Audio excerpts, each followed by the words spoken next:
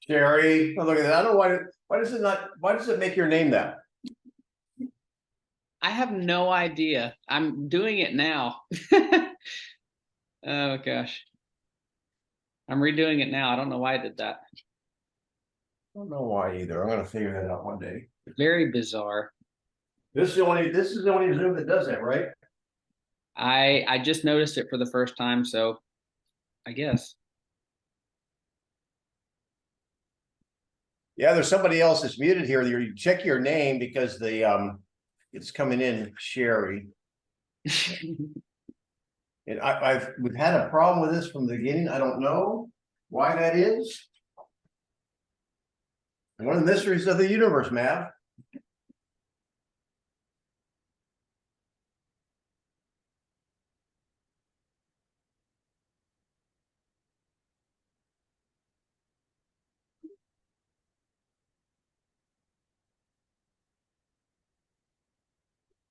Arne.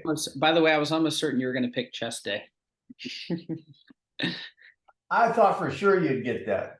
Well, I didn't want to just do what I thought you were going to do all the time. I do it like once every third time. I try to pick what you're going to pick. Yeah, but yours is pretty good today. Hello. It's Arne. Arne. Hi. We missed you this morning. She looks like I missed you guys too. box with that hat on. KW Maps boxing. Now, do you guys coach with John? I do. You? I don't know about Arne. I have not. Where are you, Cameron? Mississippi Gulf Coast. Did you guys get some rain? We got quite a bit 3 or 4 days ago. I actually found a baby squirrel on one of my showings day before yesterday. I had to send it to a wildlife rescuer. Yeah, they got knocked out of the tree. Yeah. It had presumably been there for about 24 hours, but yeah, I found very serendipitous. I went to get a syringe to feed it, and the lady was like, "Oh, my sister-in-law is a wildlife rescuer and she specializes in squirrels." And I was like, "Great, give me her number." I'm a squirrel. I have a squirrel. I was messing with my boat lift one time. I lived on the river here in town, and I was lowered the lift down. And the next thing I knew, I watched a splash, and evidently a squirrel had made a nest up in the gears, which is kind of a closed box. Mm-hmm. And 2 little babies. I mean, they had no hair on them or anything yet. They were just like newborns, fell into the water, and I thought, "Oh my gosh!" So I hopped into the water and got them. Yeah, like now what? Now what? And so I kind of put them in, and I couldn't find the mother anywhere, and so I put them in a tree in a shady spot. By golly, that mother didn't come and get them. Yeah, they will. If it's not a crazy storm, they will. They say leave them for 24 hours. So I think it must be Denny, by the way, I think it must be a Zoom thing. If you don't have your name set up, I think it just defaults to Sherry Baracuyo. I am going to, when we get off here, I'm going to take the time to figure that out. Also, there's a way to make it where you can log into, let's say, a URL instead of it being a series of numbers. I'm going to figure that out too. Oh, I can. I'll paste the URL into the chat. Well, actually, you could do that. If you could email it to me, it'd be better, because once I close this, then I don't even know how to go back to the chat. Okay. CoachDennyGrimes@gmail.com. Yes. Got it. Link for this role play, Danny? Am I late? You need the link for this role play? Why would I need that? Because I'm eavesdropping at the end of a conversation. He wants it to be a link instead of a code. I know. All right. Hey, Rob, I see you got Rob and Sherry at opposite corners. And what was that? What was that? Hollywood Squares. Who remembers Hollywood Squares? I do. So everyone wanted the center square. That's right. So if you guys would check your name, please. I want to cancel that. If you'd check your name, please, and make sure it's not Sherry, and even it would be awesome. and it's 1 o'clock. Thank you so much for being on our Master Level Role Play call. I see some familiar faces that were here this morning on Recon. I appreciate your help with Recon. We had over 50, and it's growing, and that doesn't include the people that watch it. Thank you so much, Arne. Watch it online. So here we go. It is September 1st, and I don't usually do this every week like I do it on Recon. However, today is a special day because it's American Chess Day. Now, do we have any chess players that are on here? I mean, that are like avid chess masters? Or, I used to play with a buddy of mine. We'd have Tanqueray and tonics and cigars and play, and I'd read a little books and, and I would attempt to learn a little bit about it. But here's the thing I love about that is that I would be a rookie real estate agent compared to a grandmaster experienced agent. I've done this 40 years. So I would consider myself humbly a grandmaster real estate agent. So when I look at something, it would be like a grandmaster looking at a chessboard. And the thing that amazes me is that I do my little puzzles with the chess.com thing on my phone every morning. And then they run you through a video of what you should have seen, blah, blah, blah. It is amazing to me. And that's what I want to impart to you. And we'll work on the words. And there's a lot of different words that'll work. I want you to see the board. And I've been practicing. I've got this word that I mentioned today in Recon. It's just Chenjog, whatever is German. I have it on my phone where it's teaching me how to say it. And it's not really important. However, when I ran into that in the puzzle the other day, just this past week, it's exactly what I'm attempting to have you do.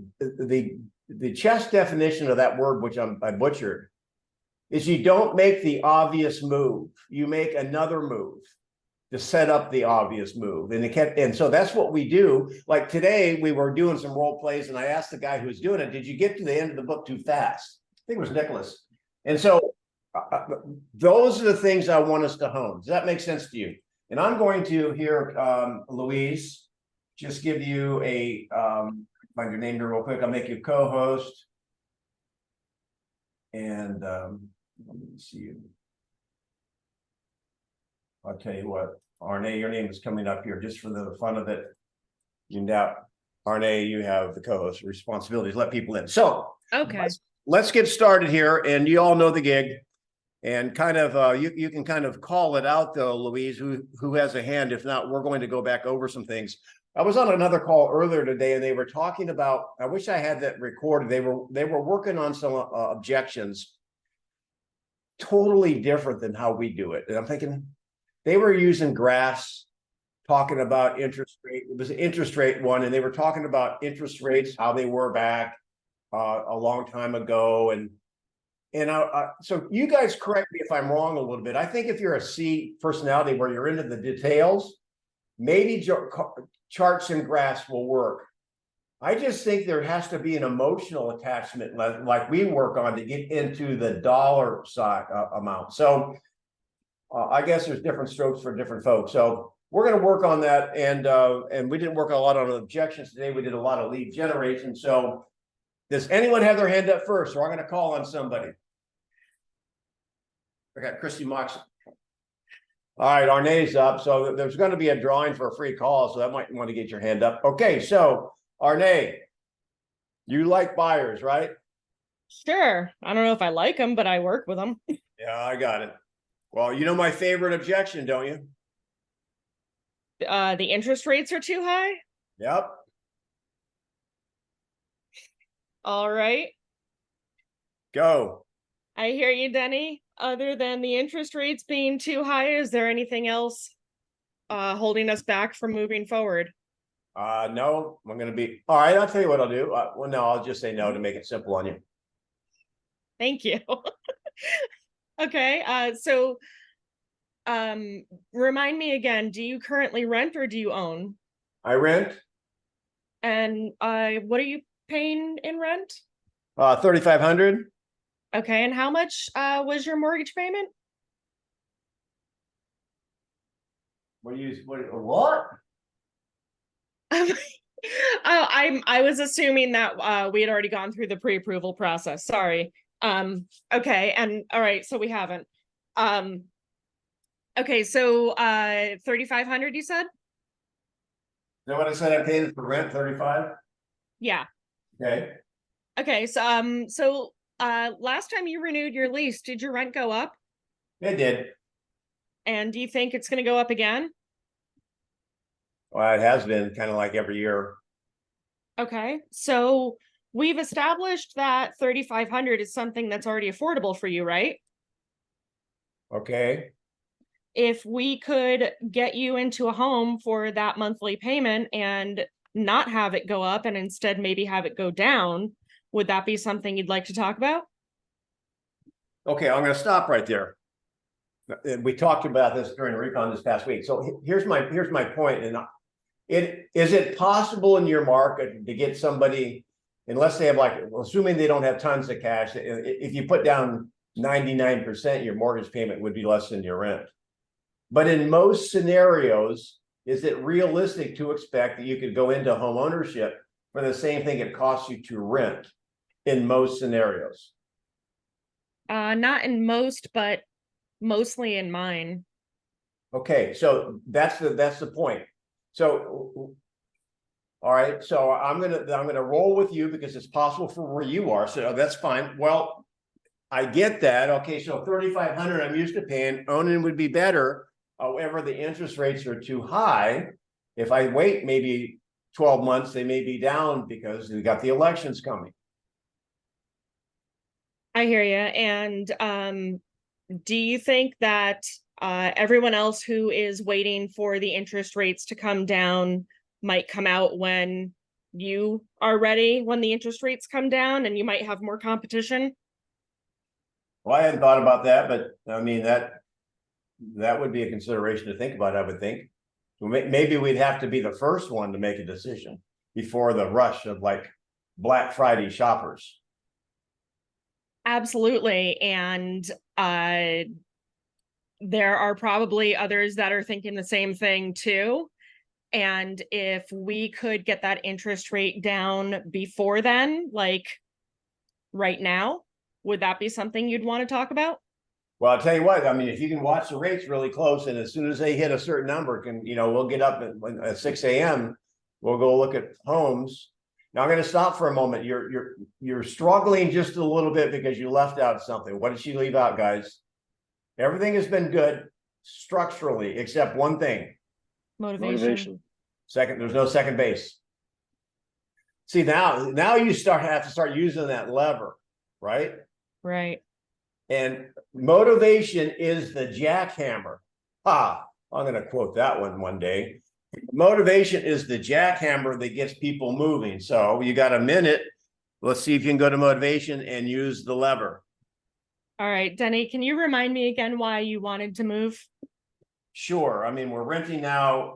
We're in a duplex. The people next door, their son is in the 8th grade band, and they are playing the tuba all day. And so I want to get into my own place where I can have my own, no one's next to me, and we have a backyard and a garage. Leave it to Beaver, heaven. Absolutely. And when did this idea of getting into heaven start tossing around in your mind? Well, probably this past year, we're just getting fed up with the neighbors. So probably this last year. Okay, so how much longer do you want to wait to get to heaven? I got to be careful. So talking to somebody my age, I'm not really sure what you're talking about here. So you might want to say peace and quiet or something like that. How much longer do you want to wait until you get to your own personal peace and quiet version of heaven? Well, we're ready now, but I just don't want to. I just think the interest rates are kind of high that maybe it wouldn't be worth it. Okay, so what number for an interest rate would work for you? Oh, let's say 5, maybe 5.5. Okay, if we can get it down to 5 and I can show you how to do that, are you ready to move forward? Now you're going to give me a 30-year fix for 5 years. I mean, for 5%, right? 5.5%.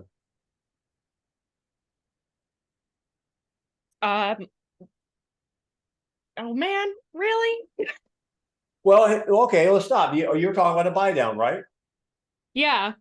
Okay, well, did I know that how you asked? Didn't you kind of, wasn't a natural assumption I would think you're going to give me some 5% mortgage. So you have my expectations way up here.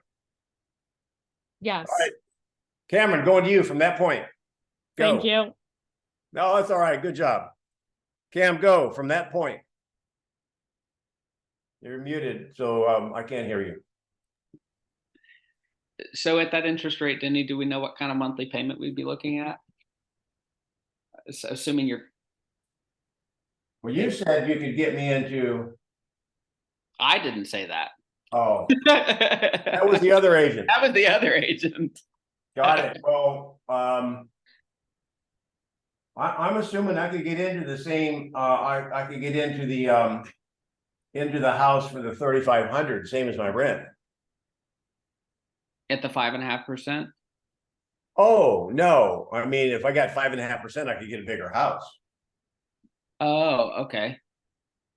So, but the current home, you've looked at the numbers and you can get into for the same price as what you're currently renting? That's what the other agent promised me that I fired. I fired a minute ago. Oh, okay, got it. So, I'm assuming your purchase price is probably going to be somewhere around 400,000. Is that correct, Denny? I think it's 5. Closer to 5. Okay. So have we looked at like a quick mortgage calculator just to see what the difference in those would be, just between the 5.5% and the 7%? No, I don't know how to do that. Can you help me with that? Sure. Do you know how much you're pulling from your other house, Mr. Denny? Well, I'm looking at. I'm making this real easy for you. It's a $400,000 mortgage. Oh, okay, perfect, Denny. Well, then off the top of my head, I can tell you how if I could get you out of listening to tuba music tonight for $13, would you be willing to make that $13 investment today? What do you mean only $13? Well, the difference between a 5.5% interest rate and a 7% interest rate on $400,000, Denny, is about $13 a day. Would that be would it be more important to you to have that $13 today, or more important for you to get to bed around 9 o'clock without now she's using that 5 and E minor? I get it. You reduce it to the ridiculous. You use the lever of my motivation. The only thing, the advance, this is that stupid German word, that the one more thing you could do to trap me would be what? Be a question like this. Would it be worth anything to you just to have what you want? I mean, I know it's 3,500 is what your goal is, but to have the peace and quiet in the backyard, would you be willing to pay more to have not only ownership but your own backyard and equity? And would that be worth anything to you, Cam? Oh, you're asking me as the buyer. Yeah, I sure would be willing to pay, I don't know, a few $100s a month or something like that. Yeah, let's say no. What I'm suggesting is there is a question that basically once they answer it, then you lay your trump card on top of that, and they're boxed in. So would you be willing to give up a cup of coffee a day, or $13 a day for peace and quiet or whatever? So what I want you to do is, now you know the path. I want you now to strategically plan a couple of moves that kind of triangulates the seller. So let's go. Good job. And Arne, you basically took it right there, and he had to close it. Good tag team. All right, who's next? Thanks. I've got Dan. Who's next there, Louise? Louise and Dana. Louise and Dan. Okay, Louise, this is a Friday, your choice. I have a feeling I know what's coming, but what do you want? No, let's work on the interest rates. All right. That's Dana. That's Dana. Dana? What is your name? You're muted. Dana. Okay. So I said it right. All right, Dana, you're a buyer and interest rates are too high. However, you're a seller. Interest rates are too high. I'm sorry, you're a seller. Interest rates are too high. And Louise is going to tackle you. Go. So, Dana, thank you for sharing that with me. Other than the high interest rates, do you have any other concerns about selling your house today? Well, my concern about selling today is where am I going to go? Because, the prices have gone up so much that even if I sold, I really don't know that I could get into something that I would like better than what I have. Okay, so it just changed. You can go with that one. Let's just make one of them though. Not interesting. Just make it that one. Oh, okay. Sorry. No, that's okay, Dana. She can handle it. So Dana, remind me again, what is the reason you would like to make a move? The reason is because I have my mother is coming to live with me and I need more space in the house. It's just not big enough for what I need. And, I could probably make it work, but I would really be more comfortable, just moving into a bigger house. So your plan is to upsize and have more space to include your mom in the living situation. Okay. Yeah. Okay.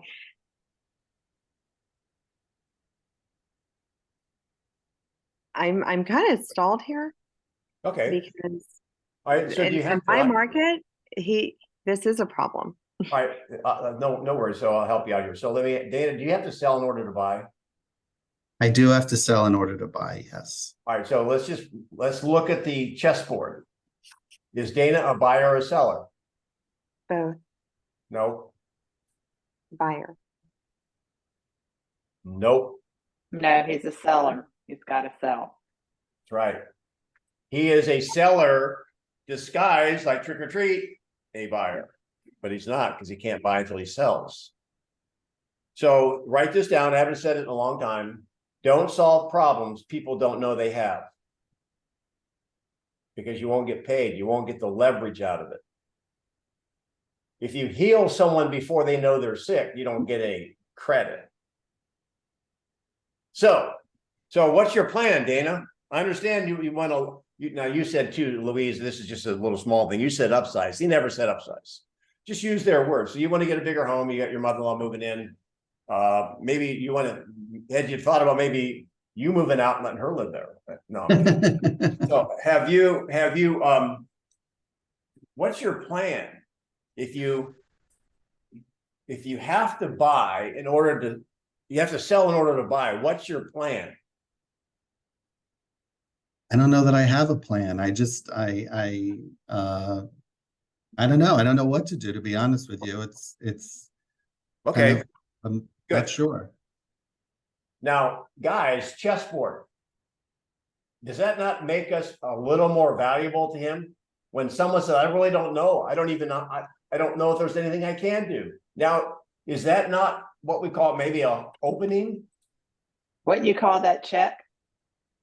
Oh, she's using chess terms. Oh my. Okay. Well, maybe it could be check. So, well, let's think about this for a moment. This is that little move. What if there were a way to make it happen? Would you want to explore it? Oh, absolutely. Yes. I'm totally open to options. I've heard about, yeah. Once you get that, once you have that interchange, anything you say, he's at the edge of his seat. There's no more selling.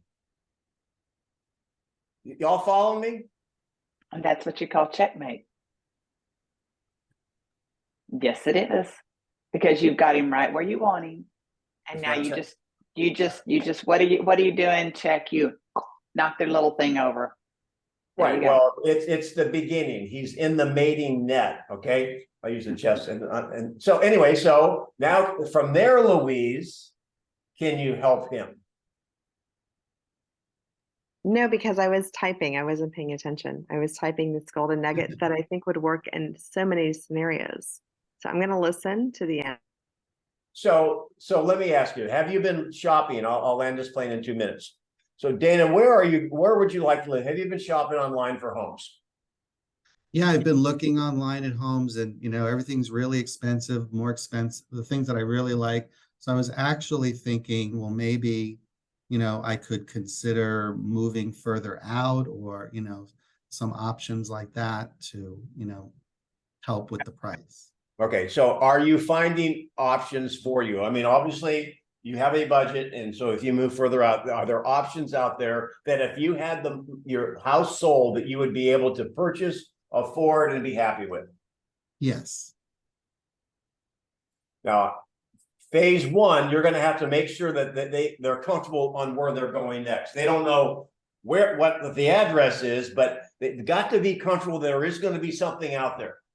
So if you're going to attempt to have them mentally at least hop out of the plane, they've got to know somewhere below them is a parachute. All right. So how often do you see those homes come up, Dana? I mean, every time I go to look, I see something I like. So they're out there. I know they're out there. So the issue is we just need to get your house sold. And so if I'm hearing you right, does that mean you're ready to list today, knowing that we could get your house sold, and then sometime between now, we get a contract on your house when we might be able to go and make an offer contingent on closing? Are you going to feel comfortable doing that? I mean, I'm definitely ready to try. I'm just going to assume you're not. Most of the sellers out there right now are afraid because inventory is scarce. Yeah, they're going to get a contract on their house, but just their luck, there's nothing out there for them to move into. Does that make sense? So Dana, that's going to be you. Okay. So how would you like to have, and this is my favorite one, how would you like to have your cake and eat it too? I love cake, and I would love to eat my cake. Okay. Well, what if there was a way to sell, we could find a buyer that would pay you a price for the house and allow it and close, so you'll have the money and let you stay there while you go out and secure your next house so you can make one move. Okay. I mean, that sounds interesting, but how much time is someone willing to give me? That still kind of puts a lot of pressure on me to find something. Well, I asked you how often you see homes, and you said every time you go out, they're out there. So how much time would you need? 30 to 60 days before I could find something and close on it. Well, you don't have to. Yeah, right. Okay. So if you had 30 to 60 days, the buyer out there that wanted your home and gave you 30 to 60 days to find your next home, would that make you feel comfortable to go ahead and get your home on the market now? Yeah. Would I have to pay rent to stay there? Maybe, maybe not, but you're having to pay on your house payment anyway. So what difference does it make, right? Yeah. Yeah, I would. That sounds good. Now, could that be done in your market, Louise? We have tight inventory. We're looking off market. We don't have these. So I'm in the same market that Louise is in. If I'm looking. Where are you, Dana? I'm in Broward County, Palm Beach County. I'm north of you in Palm Beach County. Yeah. So I was thinking, like, what about like financial options where aren't there like ways to suggest, bridge loans, second mortgages. Right. Well, you could do that. Just my experience, you'll have more pushback on that than this idea. Yeah, he already got you to agree to the 30 to 60 days. So yeah. Well, I mean, Louise, if you've got a seller out there that's concerned about inventory, why wouldn't that work? There isn't a place for them to move into. So we just look for off-market property. We just dig deeper. Well, wait a minute. So you find off-market property. How do they buy that if they have to sell? Selling isn't a problem as long as they have a place to go to. Well, how do they go to the off-market property and say, I want to buy that, but I can't buy it until I sell? Well, So Dana tells me he'll sell if he has a place to buy. Right. Right. And then we look for things for him. We look at off-market. I explore off-market opportunities for him. And when he finds that, then we list his property. But then the seller has taken their home either on a contingency basis or something, correct? Yes. Well, then that's not good for the seller. I'm not having that issue with the age point of the properties I'm looking at for this particular pool. I'm not having that issue. What I'm saying, and we'll move on to something else here, is that you can work on market properties too, because if he can find a house, and if they're selling fast, I mean, if he asks for 30 days, 60 days, 90 days, 6 months, and a buyer would give him 6 months, up to 6 months to find something, you don't think he could find a house inside of 6 months?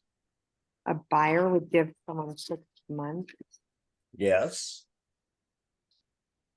We've had buyers give, we're working with a buyer now, they'll give a seller 2 years. So anyway. Well, that's a cash purchase then. Clearly that's not finance. It could be financed. Unless it's like an investment loan. Okay. So, all right. Next, we got cameras on. If you got your camera on, that's the same as your hand up. Sandra likes chess, so she can play, and we'll get Brian involved. Ready? No. What are we doing? So you're going to play chess. Brian's going to be the seller, and this is one you drove 1 hour and 30 minutes to meet with, and their expectation of the market is higher than what your comps are saying, and I want to see how you handle that kind of an ornery, stubborn seller. 3 minutes. And I know you'll just pack your bags and turn around and go home. Let's work this one. Let's see if you can save it. He's so ugly. Okay, so Brian, so looking at the comps today, what the market is bearing right now is 950. Is that a number that you and your wife feel comfortable in listing your home at? No, Sandra, I think that's a little low. You know, obviously you've seen my home. It's like the best of the best. And I just can't accept that. I think we're higher than that. I appreciate that. And you do have a beautiful home. What number were you and your wife thinking would be a more palatable number? We were thinking about 1, 2, 1, 3, somewhere in there at the very lowest. At the very lowest. Mm-hmm. I do know that you have some awesome upgrades, and I know you are on the lake. Would you be open to having an appraisal done on your property prior to going onto the market? That way, I'd be open to that. Okay. No. What? No, I hate that idea. No, I don't care what the appraisal says. I want 1, 2, 1, 3. Go on, Brian. Go lay down. Okay, Brian. No appraisal. No, I already know. Appraisal. Okay. Well, you know what, Brian? I tell you what. With the way the market is, the way our inventory is, you do have very little on the market in your neighborhood. At this point, I'd be more than happy to go ahead and take your listing at 1.25, kind of go in between the middle. And then let's see what the market bears. We're going to have 3 things that are either going to happen. Either we're going to have an offer on your home, either we're going to have showings and no offer, and then we're going to have no showings. So within a week's time, I'm going to call you and say, hey, Brian and Mrs. Brian, here's what the market's been doing this week. If we have an offer, great, hallelujah, we're going to closing. But if we've had no showings and we've had showings and no offers, that means that it's your pricing. At that point, actually, when we go to list your home, I would like to go ahead and have a price adjustment done, already set in place 2 to 3 weeks after we've hit the market. So if we have had no showings or if we've had showings and no offers, that would automatically trigger us to have a price adjustment. Would you be in agreement with that? Well, I think starting at 1.25 is just too low. I think we should start much higher than that. Like you said, there's not much inventory, and this is, we're the best house in the neighborhood. I think we're much higher. I can very much appreciate that and all that you've done to your home. And you know what? At this point, I will definitely take a gamble on it, and I'll go ahead and list your house at 1.3. And what I would like to do is go ahead and have a $50,000 price adjustment already set in place, signed by you and Mrs. Bryan, to go ahead and go into effect 3 weeks into the listing. Time. If those last two items, wait a minute, those last two items don't happen. There's no wait a minute. I called time. Stop, you interrupted before, so you took my time. All right, you reclaim your time. Any feedback, gang? She did kind of go into the 3 outcomes in a butchered kind of way. Perhaps I didn't want to turn around and look at you on my wall, so. What'd you say, Mark? to isolate the objection right in the beginning. So other than us coming to an agreement on a set price, is there anything else holding you back from listening with me today? Yeah, I'm sorry. I know that's what we're supposed to say. I don't do that. But she got didn't. feedback, guys. But she didn't argue with me about the price. She was letting me kind of Hang yourself. but still say, hey, but we're going to do this $50,000 price adjustment if we don't get this by this time. So Did you like that?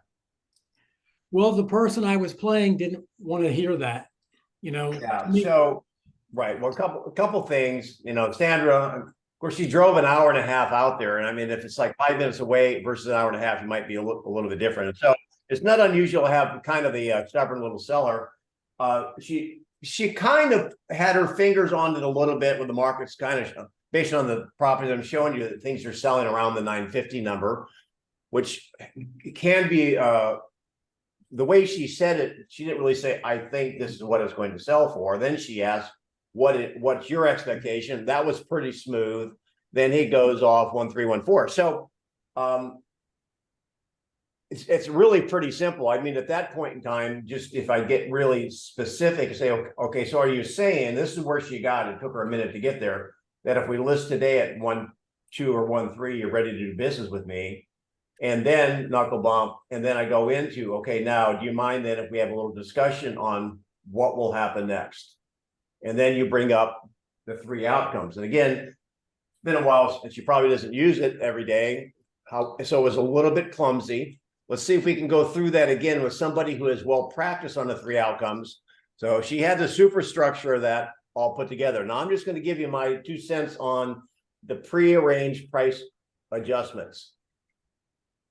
I have done it in the past. I don't do it because sometimes $50,000 every 3 weeks, that may be the wrong amount. That may be the wrong time frame, and you're not going to know until you expose it. The bottom line is that you have conversations with every week, go over the 3 outcomes, and if they have motivation, which we never went into motivation in that, they're at some point in time going to have to face the music that they're going to have to agree to reposition.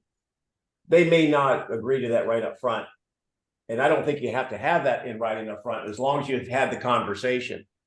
That's why on the follow-up, I want you to use the sheet every week. You call them and say, this is the first thing I'm going to ask you. Where are we on outcomes? 1, 2, or we're not on 3, or we wouldn't be having this call, because you're anchoring.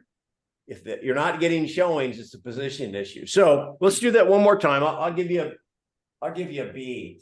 Okay, maybe a B plus. Thanks. All right. So I wasn't going to have them reduce every 3 weeks either. Just FYI. I just said that after the first 3 weeks. That's okay. Go ahead. All right. Mm-hmm. All right. So we got Mark and Jose up. Well, I'm not an expert on the 3 outcomes because I kind of just learned these, so I don't mind doing that. And I had a quick question before I jump into that, which was, what's more important, to get the right price or to get the right listing when you list the listing, because that's an important conversation, because sometimes people will allow you to list. And I've been one to say, I want a sellable listing, but there are situations where you take an overpriced listing and they will come down to reality at some point, depending on how far they are. So I was curious on your opinion on that. Okay, I'll answer that, and we're going to go let Mark be the do the role play on the Mark. Do you know the 3 outcomes? I'm familiar with them now since I've joined this recon. Yes. Okay, so where'd he go? Oh, there he is, Jose. You want a saleable listing, or do you want, what'd you say? Yeah, what do you want? And what's more important, the saleable listing or what? What's more important, the getting the right price when you list the home, or just getting the listing? Because, you know, you can always try to reduce the price depending on how far they are from reality. So, Okay, I got it. Well, I guess my question with this, you guys, is what's the right price? We have been flipping wrong for 3 years on what the price should be. We're listing it and having multiple offers, selling 10, 20, 30% over asking price. So you've been wrong about the price. So what is the price? well, that's a great question, because I actually had that happen. I had told the seller about a listing price based on market data, and they listed it, obviously got even over asking from what I had told them. And so now they're looking at me like, hey, Jose, your data's wrong. I'm like, well, it's not the data, it's the market. But, you know, I guess in this case, you would say, let's give it a shot if it's something you think is somewhat feasible, right? Is that what we're saying? Well, here's the thing. I think you list the seller, you don't list the property. So if the seller has motivation and they have expectations that are higher than what your data shows, that's their number. I teach from a presentation standpoint. I don't give them numbers because I don't want my fingerprints on it. And the data can be wrong, just like an appraisal's wrong. That's why I'm not even in favor of doing appraisals. Sandy asked that right up front. What happens if the appraisal comes in at the higher number because they're looking at historical data? And I know it may not happen often, but if it does, you're dead in the water.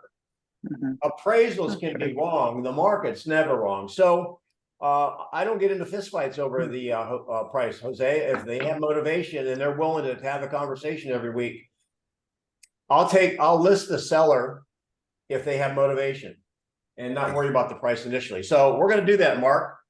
So I'm going to give you a treat. So let's go here. In fact, Jose, I'll let you go ahead and be the seller. Okay. And Mark is going to handle it, and you can be somewhat stubborn. Just only one objection because we only have 3 minutes. Absolutely. Go. Mark, you're at the table. So Jose, we've gone through the comparables. We've taken a look at how your house compares to what has been going on, and from what you've seen in the prices that we've seen happen, where do you feel that your house should be? What price do you feel your house should be put on the market at? Well, honestly, I think, you know, I've been talking to a lot of my neighbors, and, you know, there's been quite a few properties that have sold in the neighborhood. And, you know, I can't tell you how many of my neighbors keep listing properties and they just sell for more and more. So it's really hard for me to say what the price is. I'm going to lean on you as a professional, but I would say that my house is definitely nicer than the last 2 neighbors that have sold, and they've gotten more money than they were told that they would be able to get at that time.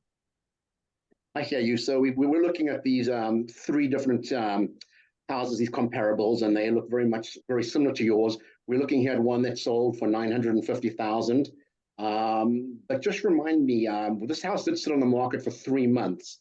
How soon did you need to be in California? That's a great question, Mark. My job's moving me, and I need to be down there within the next 60 days. All right, so we certainly don't want to be in a situation where we're sitting in the market longer than what needs to be. Here's another one that sold for $940,000, and this was in the market for a lot less time. This was in the market for 30 days. That's more along the lines where you would like to be, correct? Yeah, I honestly think that we could probably push it. I think if you think that's the number, and we've seen my neighbors get more than what they list for, why don't we just list it for 1.1 million and see if we can get it? Ultimately, the price we put the property on the market is completely up to you. The price we get for it is really up to the buyers. So why don't we try that? One of 3 things will happen. We're either going to get a lot of interest. Hang on. You're doing good, Mark. Get a commitment from him before you go any further. Okay. All right. So once we decide on a price to put the property on the market, would you be ready to sign with me and put me to work for you? Yeah. If we can come to an agreement on price.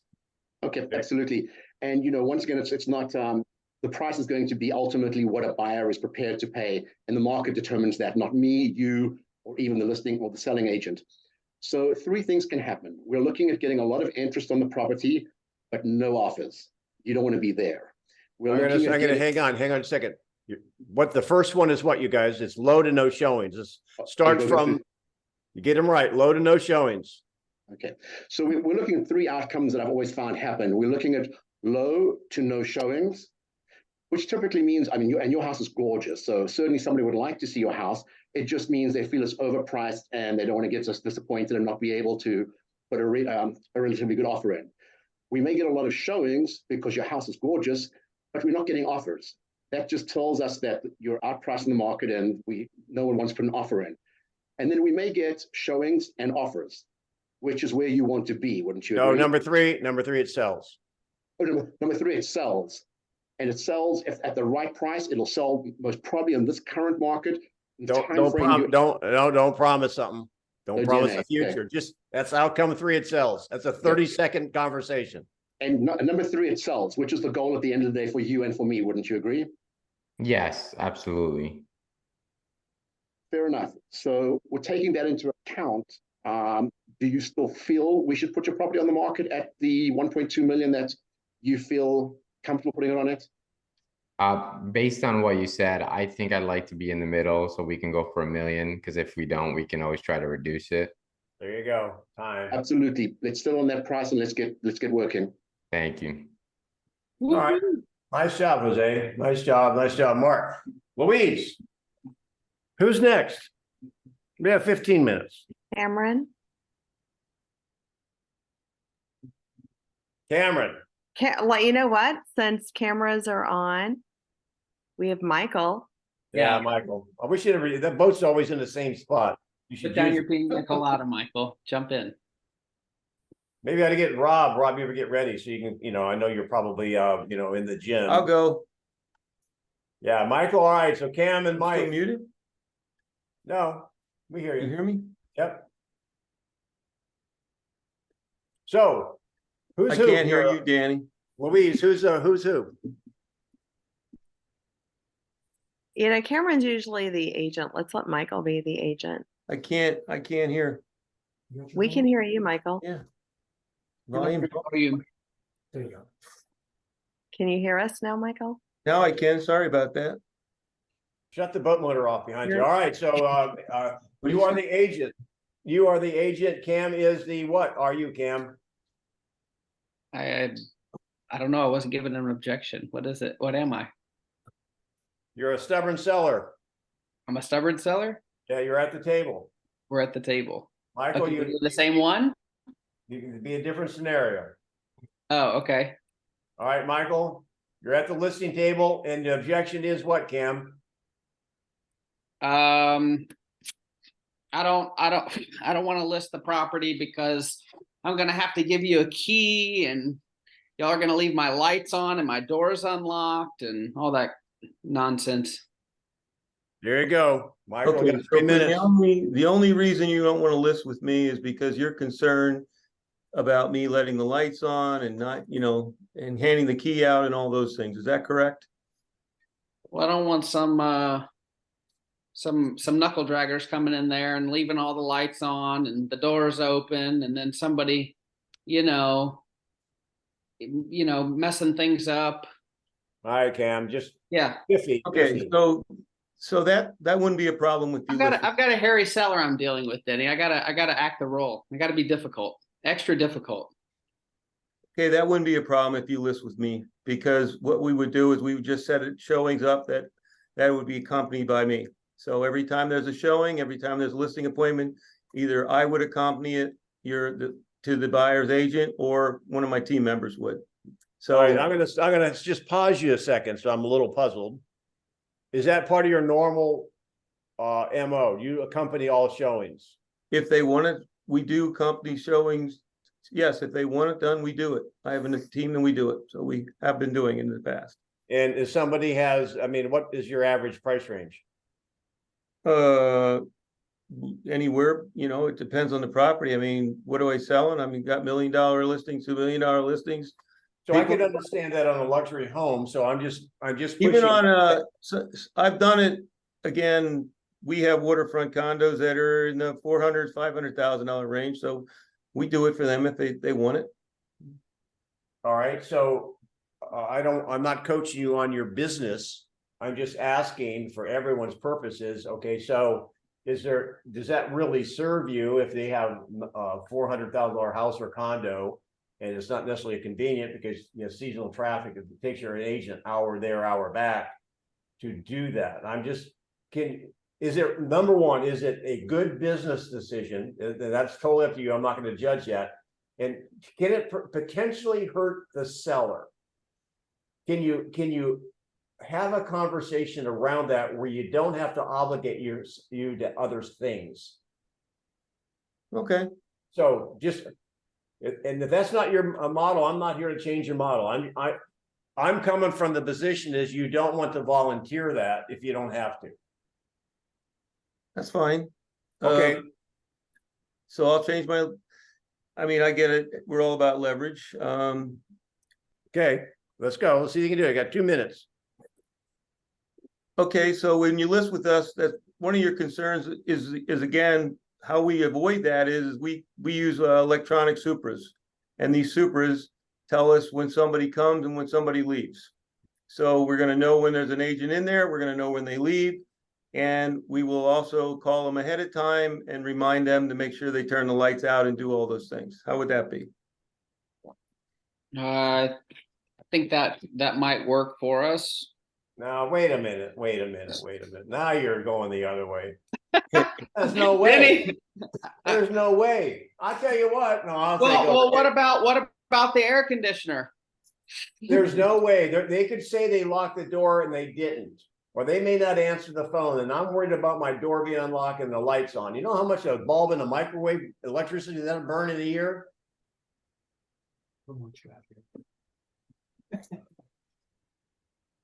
Hey, I have had it all, dude. So what do you say to that, Michael? That's more true to the character. Well, I got to be honest with you, Danny. I carry. He's gonna fire me. No, I carry. We carry an average of 10 listings. There's give or take, but we just make it a habit.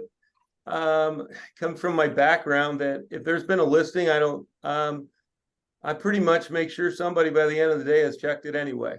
So I guess I give myself extra work, but or I make one of my team members do it. So I'm struggling a little bit with what you want me to ask next. So all right, that's fine. Well, let me just I applaud you for having that, and to some degree, we all have some flexibility for certain people. I just don't want you to have to obligate yourself to stuff you don't have to. So how about anybody else? Anybody else want to take that on? I can be a grouchy seller. I could like to try it. I know you can be a grouchy seller. Can you be a polished agent? I'd like to try it. Give it a shot. All right, Jose, I'm going to give you. Jose. I'll give you a minute and a half, then I'll let somebody else have it for a minute and a half. Go, Jose. So, Cameron, I understand that you're having a hard time with people leaving lights on and leaving the doors open.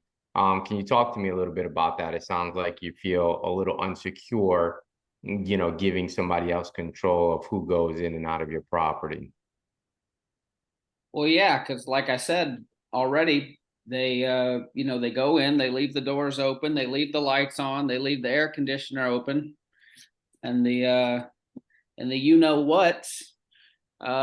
don't care a thing about it. They just get in and out of there. They're just worried about what they get paid, And so could you let me know what is your main concern with this? I know I keep hearing about the lights and the electricity. So is your main concern that you're going to have a high bill at the end of this transaction when we sell your property? Or is there something else that's concerning you about this? Well, I don't know. I just, like I said, I don't want to deal with that for sure. Other than that, I don't know. All right, that's right, Cam. Okay, now let me ask you something. This is the same conversation we had earlier. You're missing something here. What are you missing? Yeah, you got to talk about his motivation. It's impossible to get it. These are emotional issues for him.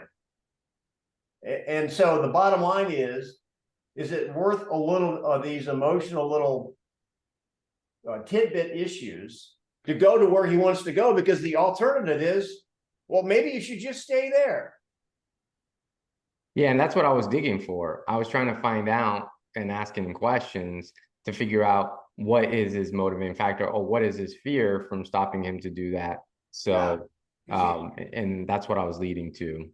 Well, yeah, you're gonna say, well, if somebody leaves the light on, that's one thing. I mean, you know, it's gonna cost you 25 cents an electric if they leave it on all year. They leave the door open, that's something else. Yeah. Sandra, how do you handle that? Sellers worried about this, leaving the doors open.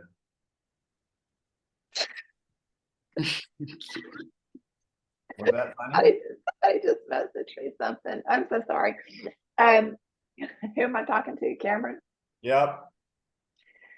So Cameron, can you kind of explain to me, you know, what has caused the concern that you have about your property not being secure?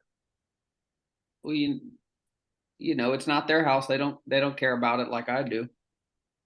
I understand that. Was there something that happened in the past that has caused this, just for you to have this concern? I mean, like, have you sold a home before?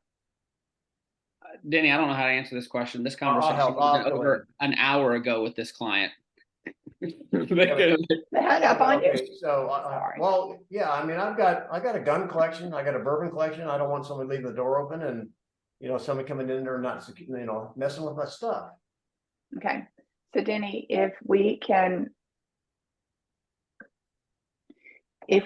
set, what I'm looking for.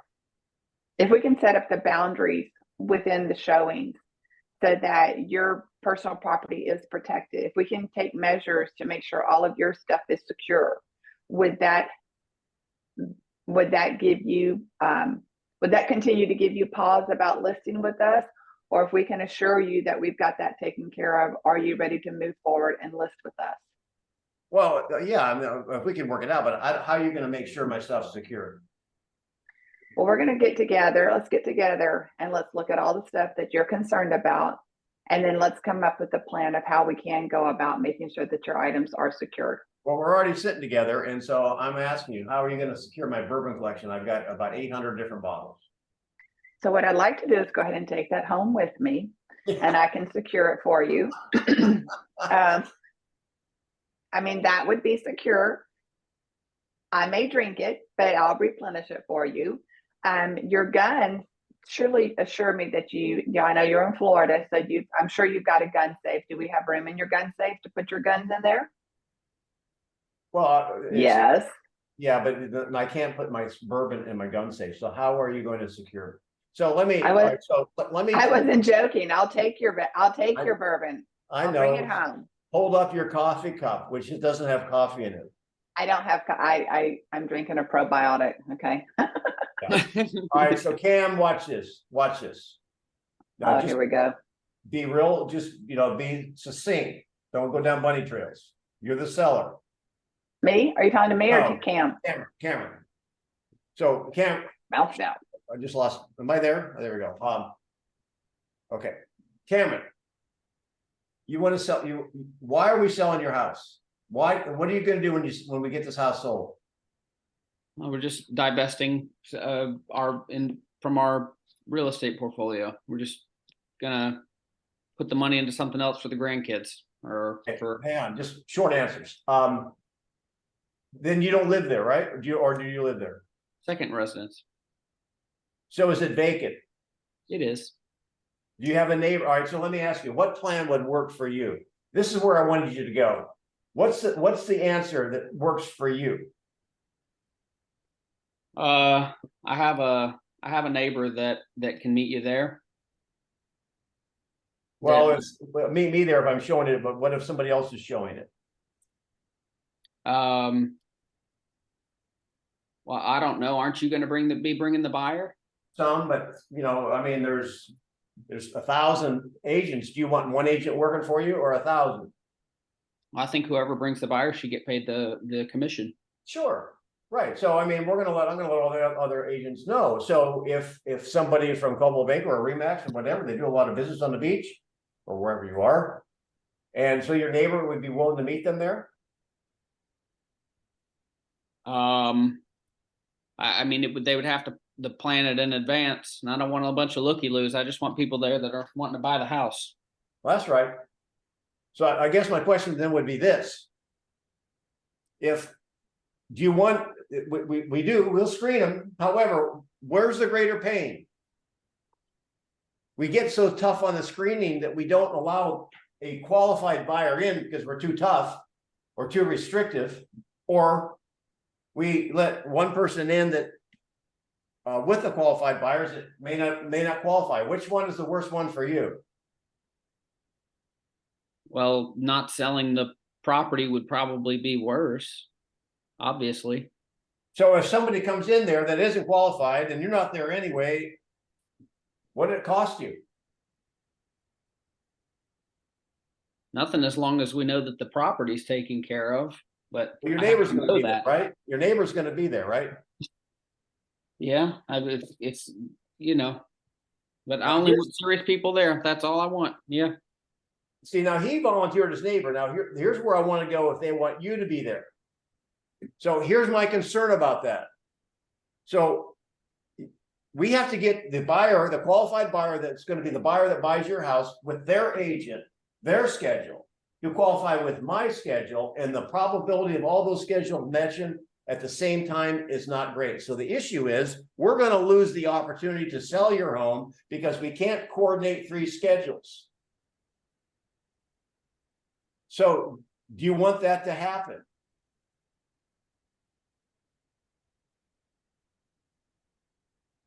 No, but I want to make sure the property stays secured. I got it. And so is your neighbor, can you trust your neighbor? Yeah.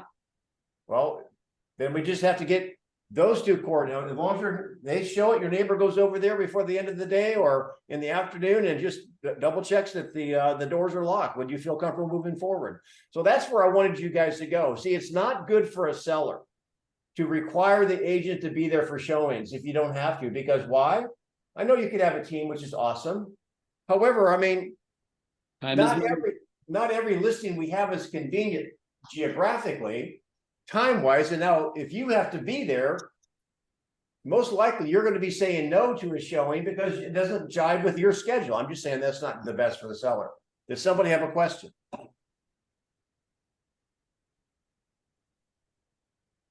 No, I only do it when I have to, but I mean, I throw it out there as an option, so. Yeah, I'm not, that's fine, Michael. That's okay. I mean, I would just probably not do it so fast. However, Okay, I agree with you, Denny. I'm Michael. I'm always like, I'll do it.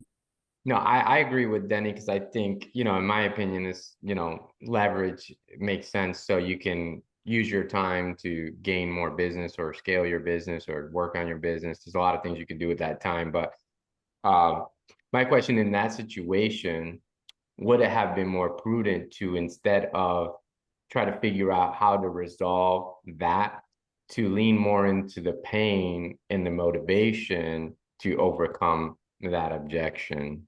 Or is it better to try to find a solution for that immediate situation that she has? there's nothing wrong with that. I think you're spot on. I think you're spot on with that because at some point in time, it's like, I have to have a root canal. I don't want the pain. Well, then deal with the pain with your teeth. I don't want. I'm afraid that somebody's going to leave the door open. Well, if you don't want anybody in your house, then don't sell it. Well, I want to sell it and give the money to my grandkids. Well, there's going to be a little inconvenience there. We'll do our best to minimize it. However, is a light bulb burning or your grandkids' future? I mean, what are we talking about here? That's kind of the thing. And are you willing to have those conversations with these people? I learned in a college a long time ago, it's guns or butter, economics. So Louise, I know that you were busy today and we had a lot of people on, a lot of people participated. Were you able to get a list? Yes, I texted it to you or I put it in the chat. There were 9 participants. 9. Okay, so you can look at the 9 and who's got a random number generator? I don't have one. I should get one. Brian, let me ask you a question. What month were you born, Brian? I think he's On mute. You're on mute. November, sir. That won't work. Mark, what month were you born? April. 4. Who's 4? Cameron, Dana. Dana. What'd I win? Well, you get a choice. You won of- Michael's boat. Congratulations. Yeah, you either win a 30-minute coaching call with me free or a set of Ginsu steak knives. Forget it. I'm not coaching. I'll take the coaching. I'll take the coaching. So my email is coachdannygrimes@gmail. Coachdannygrimes@gmail. And we'll schedule. I'm still trying to schedule Cam and Mindy or whatever. I don't know who else I owe, but Gotta go. I got another call. Bye, guys. Thank you Say very it much. again, Cam. All right. Well, you guys have an awesome weekend. Rob, thanks for being on. I see you're out of the gym, so congratulations. Thanks, Denny. All right. Louise, Thank thanks. you. You guys have a great weekend. Love you, mean it. Knuckle bump. Be careful out there. Yeah. Thanks, Bye. everyone.